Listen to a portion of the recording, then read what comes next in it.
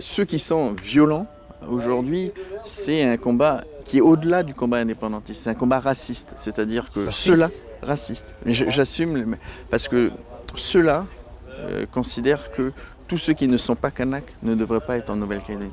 Il y en a une partie qui est très extrémiste aujourd'hui. Ici, c'est très calme aujourd'hui. Ah oui, oui. Il n'y a pas des émeutes. Ah non, il y a pas. C'est pas des émeutes. C'est que, en fait, ça peut. Ce qui s'est passé, c'est que pendant des années, ils ont inculqué la haine des blancs et ils pensaient pas que ça allait déborder comme ça, parce qu'ils pensaient simplement stimuler les jeunes, toute une partie des jeunes qui sont en échec scolaire, qui sont un petit peu mis à part. C'est facile de leur dire on va tout brûler et puis on va récupérer les richesses des blancs. Pour moi, la question est pourquoi la Nouvelle-Calédonie est si importante pour la France d'envoyer des milliers des officiers, de préserver l'île. La Calédonie est un territoire français. Voilà. Et ça ne va pas changer. Alors ça, vous me posez une question à laquelle je ne peux pas répondre. Bonjour. Bonjour. Oui. Ça va? Ça va, ça va. Oui, moi je suis Bram. Philippe. Philippe. Philippe. Ça c'est mon père. Frère Kanak ça. Bonjour. C'est Bram. Ouais, ça va. Et vous êtes ici pour combien de temps? Pour la vie. Pour la vie? Pour la vie. Ouais. On va mourir ici. Mon père l'a eu ici par le gouvernement de l'époque. De vendre. Donné. Ah oui? Comme nous on vient du bagne, Oui. on a voilà. C'était la prison. Voilà. Et votre grand-grand-père est un prisonnier français? Voilà. Corse. Ah, un Corse. Corse. Ah, d'accord. Ouais. Mon arrière-grand-père. Ok. Mon arrière-grand-père. Donc il était un détenu politique? Non. C'est des durs. Il a tué un mec. Ah oui? Ouais. À coup de Meurtrier? couteau. Meurtrier. Après, il a été envoyé au bagne à Pointe-Boute. Oui? Voilà. Parce qu'il a eu 20 ans de réquisition criminelle. Il arrive en 1866. Et puis ça fait que là, s'est bien comporté. Oui. Ils lui ont dit, l'armée, quoi, enfin, la France, là, ben, vous pouvez amener vos enfants. Donc, dans mon grand-père qui est arrivé à 9 ans, ici à Pointe-Boute. Ah, d'accord. C'est ça. Donc, il est laissé en libre, finalement. Après, Oui, après. après, au bout des 20 ans, ils lui ont donné une parcelle parce qu'il fallait faire du maïs, des haricots verts pour le coloniser, quoi. Et voilà. On est là? Voilà.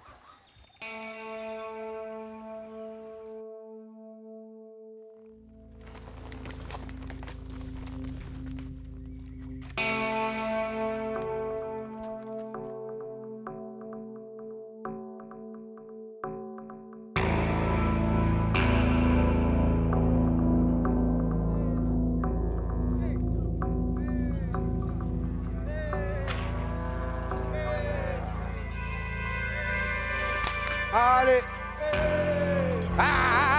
Derrière! Allez!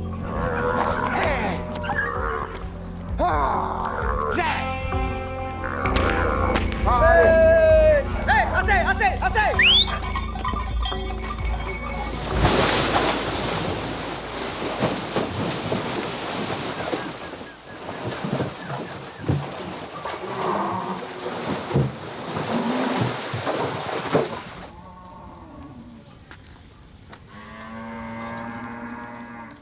Moi, à l'âge de 11 ans, j'ai grandi ici chez lui. Je dormais dans sa maison. Après, moi, je prends la relève à lui. Donc, ton père a... Il a travaillé pour Philippe. Ah oui? Après, il est barré à toutes les clôtures, tout ça. Toutes les clôtures ici. Ben... Des générations, Oui, déjà. oui, c'est des générations. Et avant que les Français sont venus, Ici, c'était des peuples kanaks. Donc votre peuple. Ouais. C'était des 12 Kanaks qui restaient dans sur les montagnes, tu vas avoir des sillons de cases. C'est tous les Kanaks qui restaient. Après, quand l'État français l'a repoussé tout le monde, il a fait une tribu réserve. Là. Après, nous tous, on est restés dans une tribu. Donc la terre ici est aussi de votre famille? Oui. Voilà, on va dire comme ça. Maintenant, on ne peut plus retourner en arrière.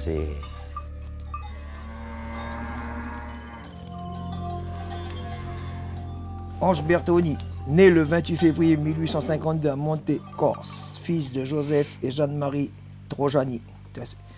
Arrivé en Nouvelle-Calédonie à l'âge de 30 ans, condamné par la cour d'assises de Corse à 12 ans de travaux forcés pour homicide volontaire. Il arrive sur le Tuig. Ouais, C'est un bateau. ouais. Bateau à voile.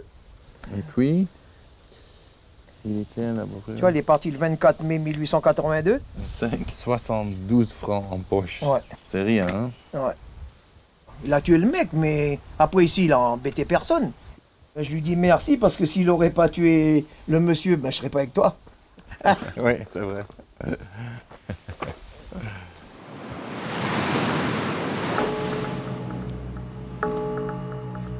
Een eiland bezaaid met strafkampen voor de moordenaars, verkrachters en oproerkraaiers die Frankrijk ruim een eeuw geleden naar het andere eind van de wereld stuurden. Papillon in de Pacific. De gedetineerden die vrijkwamen kregen van de Franse staat land toegewezen, tot afgrijzen van de bewoners die er al eeuwen woonden, de Kanak. Toen zij zich verzetten, werd hun leider Attai onthoofd en zijn schedel naar Parijs gestuurd, als een trofee voor de Franse kolonisatie. Sur Ponériouin, nous avons un premier incendie volontaire vers 15h30 derrière la brigade. Pas d'incidence sur l'unité, aucune présence détectée sur les lieux.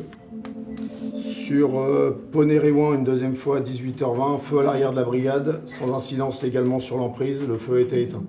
Reprise de l'incendie à 20h23, ça a été, suite à l'intervention des pompiers, ça a été circonscrit. Point Dimier, hier soir 21h17, une patrouille du DSI se prend un projectile tiré avec une fronde, une bille en fer qui traverse l'habitacle de part et d'autre du véhicule et qui brise les deux vitres. Sur la commune de Connay à 23h40... Dit is dus de ochtendbriefing van de gendarmerie, die dus hier namens de Franse staat zit om de orde te bewaken. En dat is dus een aaneenschakeling van schietpartijen, projectielen die naar de politie zijn gegooid, brandjes die gesticht zijn, demonstraties. 20.000 kilometer van huis, maar het voelt net alsof het hier de banlieue van Parijs zijn. On ne laisse pas les troubles s'enquister. Dès qu'on a un début de rassemblement, de feu, de je sais pas quoi, action-réaction quoi. Ok, donc rien de nouveau sous le soleil, mais à partir de ce matin, ça doit être vraiment le cas dans tout le territoire. On doit réagir très très vite dès qu'on a un début de trouble. Ok. China, c'est un jour normal ici. Hein? C'est un jour normal ici, oui. Avec une mobilisation particulière, mais depuis 4 mois maintenant, nous sommes dans cette configuration. Mais j'ai entendu beaucoup d'incendies, de tirs, Alors, effectivement, depuis 24 heures, une augmentation de ce type de fait. Ouais. Mais rien à voir avec la violence que nous avons connue au début du mois de mai. Et vous êtes combien, avec combien de officiers? Alors aujourd'hui, nous sommes 3200 gendarmes. 3200 gendarmes. Voilà, c'est la première fois qu'en Nouvelle-Calédonie, il y a autant de gendarmes qui sont déplacés. Ouais. Donc c'est une situation complètement... C'est une situation exceptionnelle par sa gravité. Pour moi, la question est pourquoi la Nouvelle-Calédonie est si importante pour la France d'envoyer des milliers des officiers, de préserver l'île? Tout simplement parce que la Nouvelle-Calédonie est un territoire français et qu'à ce titre, tous les Calédoniens ont droit au même niveau de protection que les concitoyens, enfin que tous les citoyens français. La Calédonie est un territoire français. Voilà. Et ça ne va pas changer. Alors ça, vous me posez une question à laquelle je ne peux pas répondre. Cette question est pour Macron. Hein? Ouais. D'accord, merci. Je vous en prie. Bon.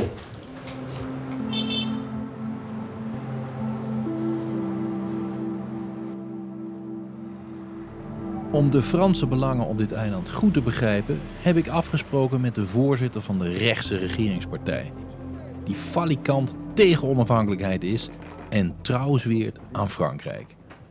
Vous êtes français ou calédonien ou comment vous... Moi, je suis calédonien, donc je suis français. Mais je suis d'ici depuis plusieurs générations, issu du Bagne. Ouais. J'ai des ancêtres qui viennent du Bagne. J'ai des ancêtres Donc, wallisiens. des ex-prisonniers. Des ex-prisonniers qui sont arrivés ici en 1870. Et donc votre grand-grand-père était un criminel. Voilà. Oui, oui, bien sûr. Est-ce que vous savez l'histoire? Oui, c'était quelqu'un qui avait fait des vols. Alors c'est en 1870 en France, vol avec violence. Oui, vous aussi. Oui. Vous n'êtes pas immigrant.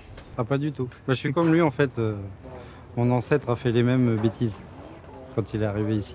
Ok, donc Ouais. votre grand-grand-père était aussi prisonnier. Pareil. Meurtrier ou voleur? Pareil que l'ancêtre à Gilles, un voleur. Un voleur? Oui. J'ai vu beaucoup de gendarmerie, des bateaux français, mais je suis au Pacifique, c'est presque 20 000 kilomètres de la France, donc... Et puis la France, elle nous protège. La Nouvelle-Calédonie, avant les exactions, là, est protégée de ce qui peut arriver de l'extérieur. Donc la France vous protège contre... Mais contre les puissances étrangères qui peuvent être la Chine, qui aimerait bien récupérer le nickel calédonien, parce qu'en Nouvelle-Calédonie, il y a un quart des réserves de nickel mondiales et on a besoin du nickel pour construire tout ce qui est acier inoxydable, mais également tout ce qui est les batteries. Toutes les petites îles qui sont devenues indépendantes, la Chine a colonisé économiquement chacun de ces États. Les jeunes qui sont en colère en ce moment ici dans la route, est-ce qu'ils battent pour la Chine? Non, eux, ceux qui sont violents aujourd'hui, c'est un combat qui est au-delà du combat indépendantiste. C'est un combat raciste, c'est-à-dire que ceux-là, raciste. Mais j'assume, parce que ceux-là considèrent que tous ceux qui ne sont pas Kanaks ne devraient pas être en Nouvelle-Calédonie. Il y en a une partie qui est très extrémiste aujourd'hui, c'est celle qui bloque la route, c'est celle qui tire sur les gendarmes, qui tire sur la population, et qui ils vient sont brûler nos racistes entreprises. contre tous ceux qui ne sont pas Kanaks. Tous ceux qui veulent rester français. Et ceux qui veulent rester français, c'est pas que des blancs en Nouvelle-Calédonie. Donc contre vous? Contre nous. Contre nous. Et à chaque fois qu'on s'est fait caillasser ou on prend régulièrement des cocktails Molotov, jamais ils nous disent vive l'indépendance, ils nous disent rentre chez toi, excusez-moi l'expression, enculé de blanc. Donc il y a ce racisme prégnant sur une partie de la population kanak vis-à-vis de tous ceux qui ne sont pas comme eux.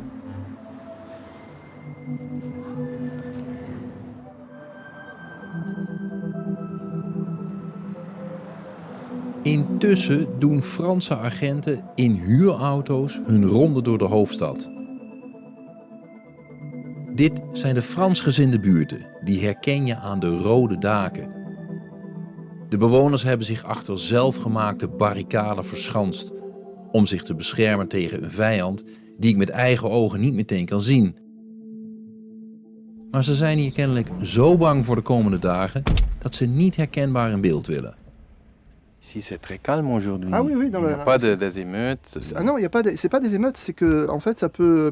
Ce qui s'est passé, c'est que pendant des années, ils ont inculqué la haine des Blancs et ils pensaient pas que ça allait déborder comme ça, parce qu'ils pensaient simplement stimuler les jeunes, toute une partie des jeunes qui sont en échec scolaire, qui sont un petit peu mis à part.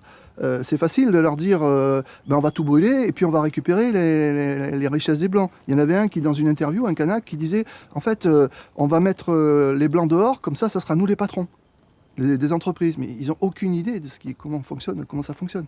Mais vous êtes ici chaque jour? Ouais, pratiquement, on est obligé. Obligé, pourquoi? Tout simplement parce que si on a tenu jusqu'à présent, c'est pas pour qu'un jour, juste parce qu'il y a une dizaine qui sont en bas, si on enlève le barrage, ils auraient vite fait d'avoir la possibilité de monter et au passage de brûler 2 ou 3 maisons. Donc on va pas Votre maison? La mienne ou celle de quelqu'un d'autre. Ouais. Donc il y a une porte ici. On a aménagé un trajet pour que les élèves puissent aller au collège. Le collège, parce que le collège est là. Il y a un passage complètement protégé pour n'importe qui viennent d'en bas. Et vous avez des choses de maison ici. On a fait avec ce qu'on pouvait, et chacun a amené ce qu'il pouvait. Une rambarde d'escalier, voilà. Un frigo. Ouais. D'accord. Il n'y a pas de bière. Ah non. Non.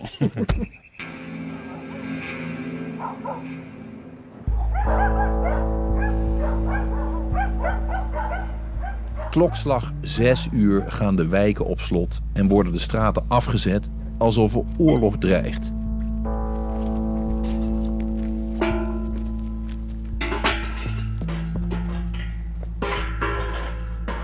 In aanloop van Onafhankelijkheidsdag is de avondklok met 4 uur vervroegd.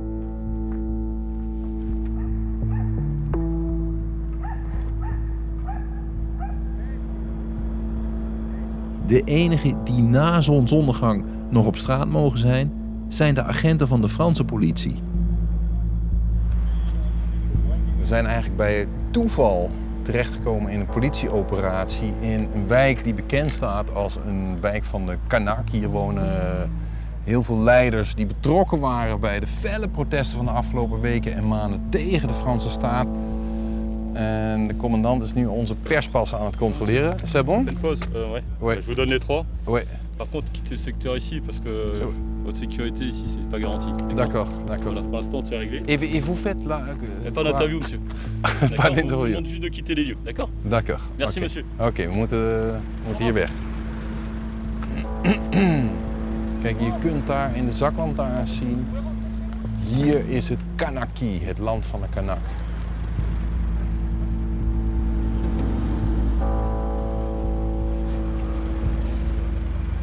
« 24 septembre 2024, jour de l'indépendance kanak.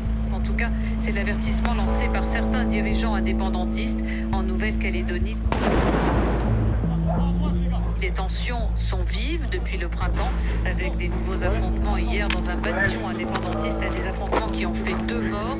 Les émeutiers sèment la terreur, la population est totalement excédée. Wil je op de hoogte blijven? Abonneer je dan op de Frontlinie nieuwsbrief.